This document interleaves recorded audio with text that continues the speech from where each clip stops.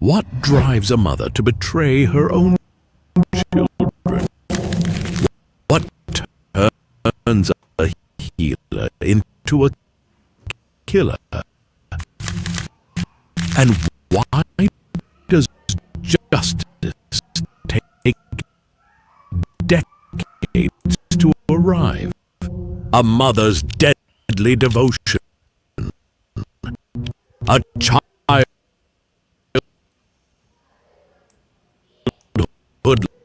lost forever. A marriage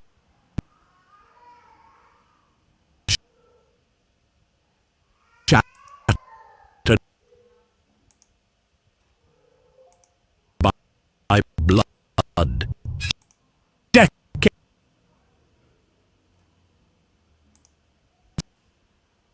of injustice. A child's voice silenced for 50 years. A healer turned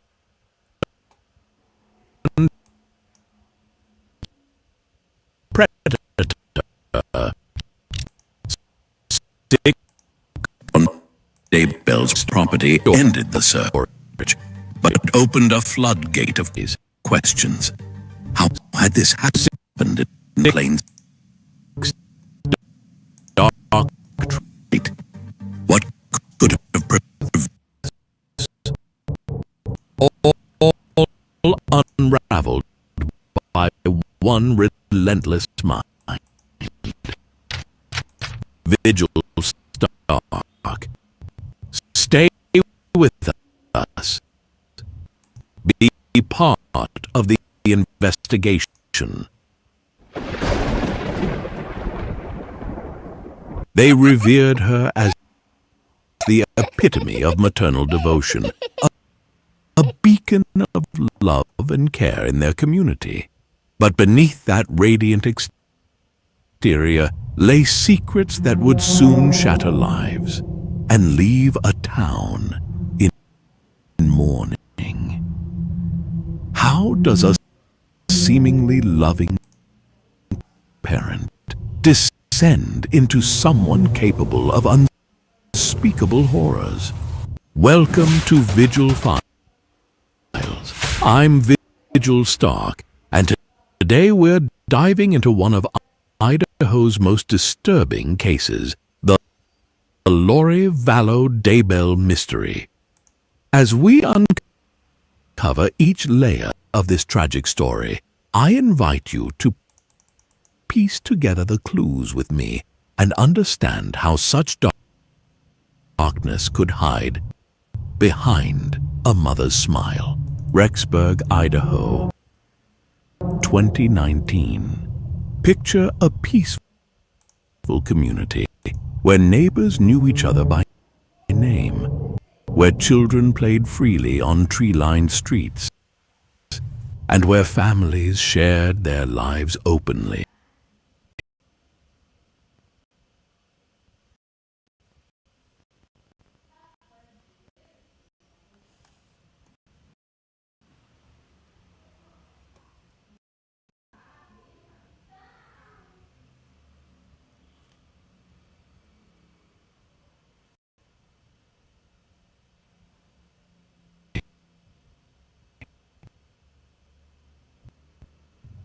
Here stood Lori Vallow Daybell, a woman whose presence brightened church gatherings, whose support never wavered in her children's activities, and whose home buzzed with the warmth of family celebrations.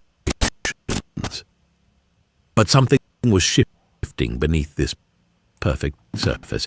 Those who knew her best began noticing subtle changes that seemed innocent at first, but would later reveal themselves as harbingers of tragedy.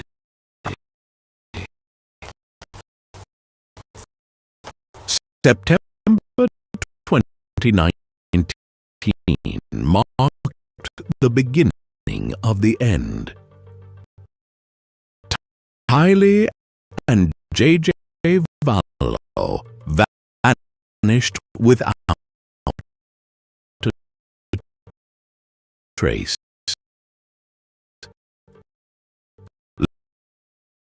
leaving their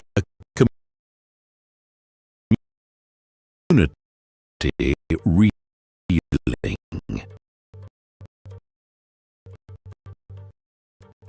As we explore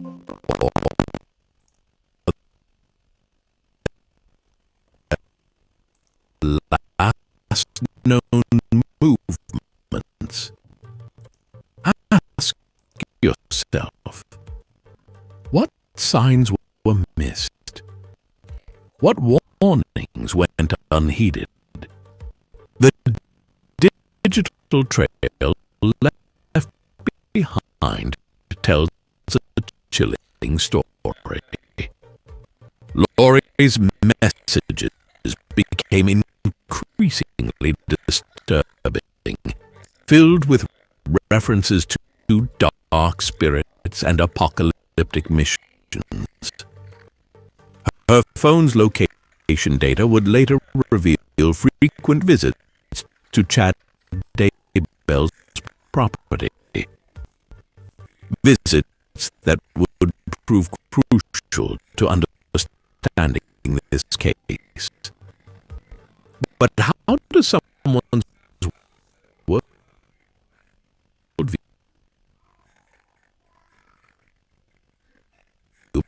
become so distorted?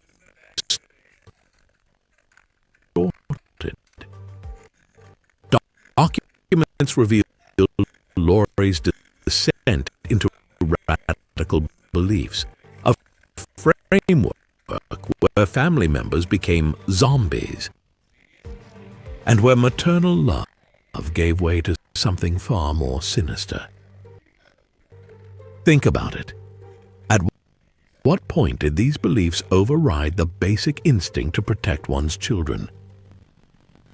June 2020 brought the breakthrough that would confirm everyone's worst fears.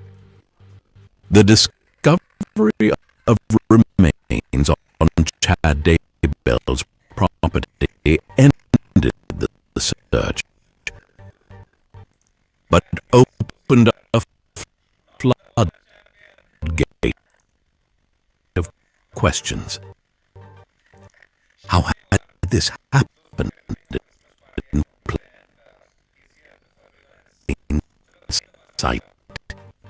What could have prevented this tragedy? The horrifying details emerged through careful forensic investigation.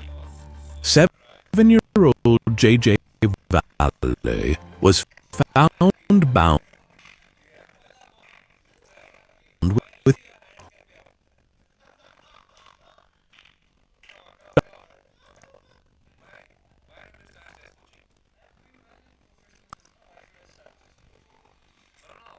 tape.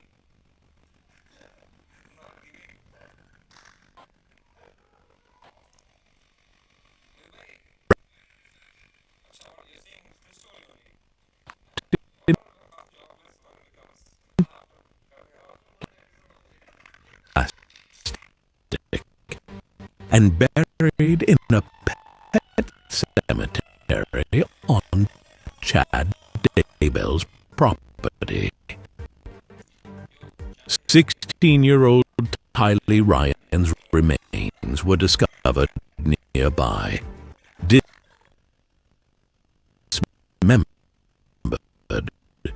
and burned. The children had been missing since September 2019. While Laurie continued to claim they were safe, even going as far as telling people J.J. was visiting relatives.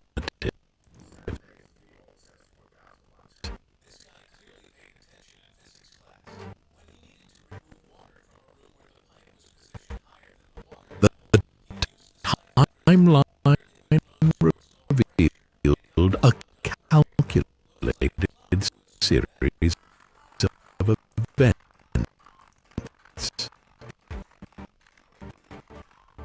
Shortly after the children disappeared, Laurie and Chad fled to Hawaii, where they married on a beach while the children's whereabouts remained unknown.